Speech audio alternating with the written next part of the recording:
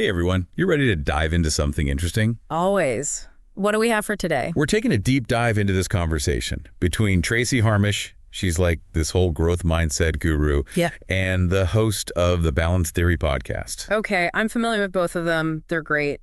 What's the focus?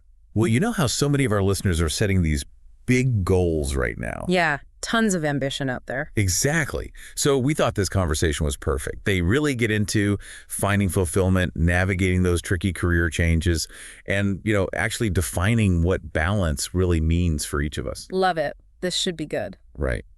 One of the things that really struck me was how they flipped the script on that whole find your passion thing. Yeah, that's such a limited phrase. Everyone's always chasing this mythical passion. Totally. Like even Tracy talks about how, she was working as an investment banker, but she felt kind of stuck.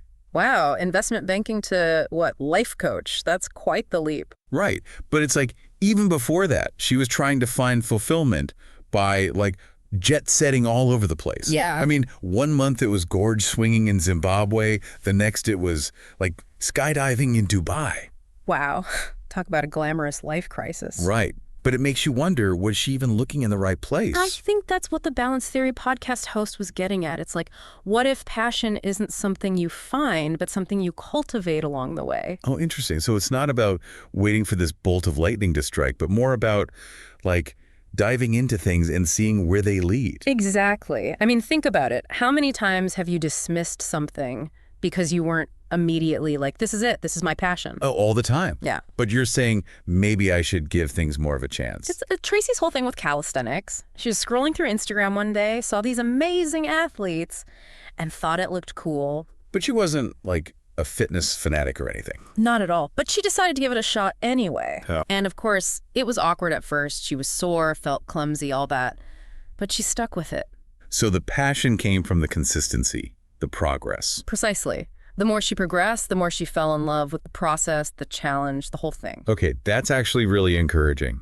It's like that saying, discomfort is a sign you're growing. 100%. Remember when you first started doing pottery? Oh God, don't remind me. My early attempts looked like something a kindergartner would make. But you didn't let that stop you. And now look at you. You're practically throwing clay like a pro. Okay, I get it. It's the trying that counts, even if it's messy at first. And that's the beauty of it, right? We live in a time where there are so many possibilities, so many things to explore. It's true. Like back in the day, you're kind of stuck with whatever was available in your town.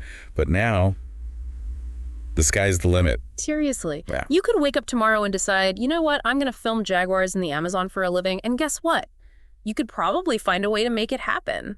That's insane. Okay, so maybe the takeaway here is don't wait for permission. Don't wait for passion to magically appear. Just start exploring, get your hands dirty, and see what lights you up. Exactly. Embrace the discomfort. And who knows? You might just stumble upon a passion you never knew you had. Speaking of things we might be overthinking, can we talk about work-life balance? Oh, yeah, that's a big one. Yeah. Everyone's chasing it, but does anyone actually achieve it? Right, it's like this mythical unicorn. Yeah. And the more you chase it, the more elusive it seems to become. It's funny, the Balance Theory podcast host actually talks about how she hates the phrase work-life balance. Really? Why is that? Well, she thinks it creates this false dichotomy, like you can neatly divide your life into these two separate boxes, work and life. Which isn't realistic at all, right? It all kind of blends together. Exactly. She prefers to think about it more holistically. Like, instead of striving for balance, she focuses on health, relationships, and fulfillment. I like that. It's less about rigidly dividing your time and more about making sure you're prioritizing what truly matters. And it makes sense if you think about it, right? Like, if you're feeling run down and depleted, you're not going to show up as your best self in any area of your life. It's true.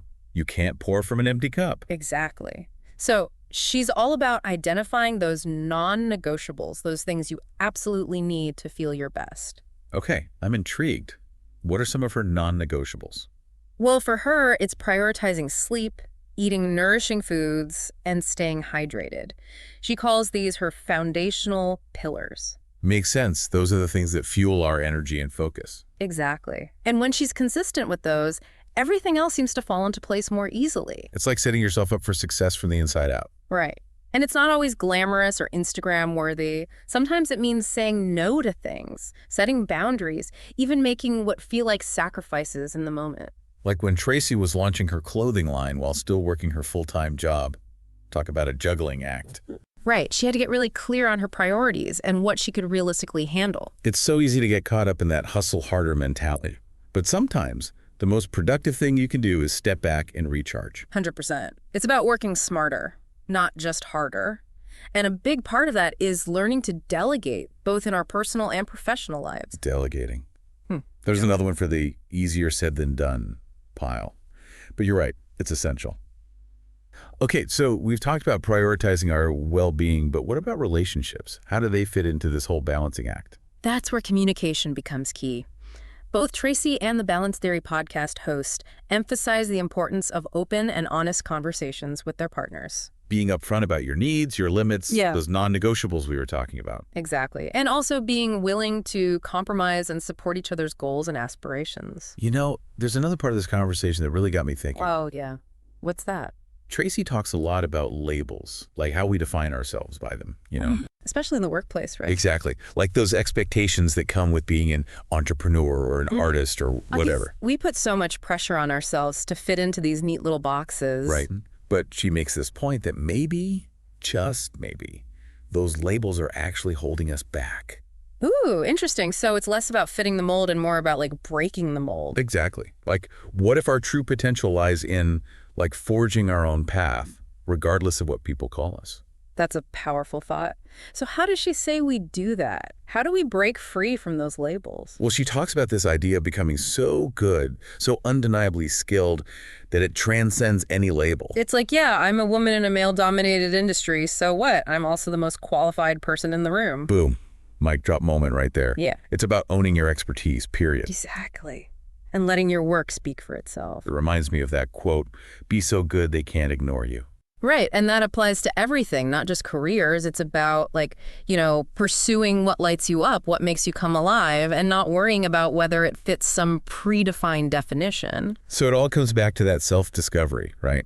Figuring out what truly matters to you and building a life that aligns with that. Exactly. And embracing the journey, knowing that it's going to be messy and imperfect and full of twists and turns. And probably a whole lot of label breaking along the way. Definitely. That's where the real growth happens, right? When we step outside of those comfort zones and allow ourselves to evolve. Well, on that note, I think it's time to wrap up this deep dive. What a conversation. And seriously, so many great takeaways. I feel like everyone listening needs to grab a notebook and just process all of this. Absolutely. And don't forget, we want to hear from you. What resonated with you? What are you going to do differently? Hit us up on social media and share your thoughts. We'll be diving into those comments for sure. Until next time, keep exploring, keep growing, and keep defining what balance and fulfillment look like for you.